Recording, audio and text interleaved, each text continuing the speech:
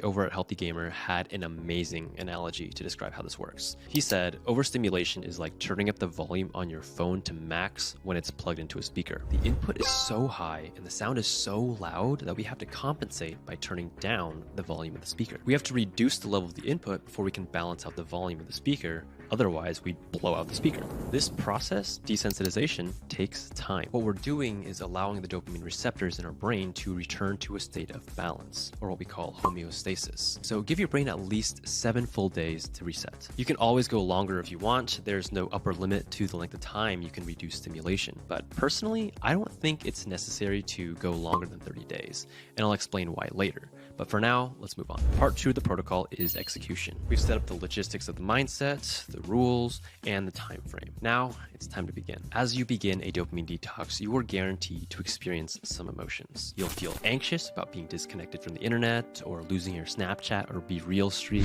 You'll feel uncomfortable with long silences as you're forced to make conversation with your friends instead of watching Netflix. You'll feel lonely with your thoughts in silence. You'll feel frustrated eating breakfast without your iPad or taking a dump with a book instead of scrolling TikTok. But of all of these emotions, there is one you will definitely experience and you cannot try to escape. What do we do when we feel the least bit bored?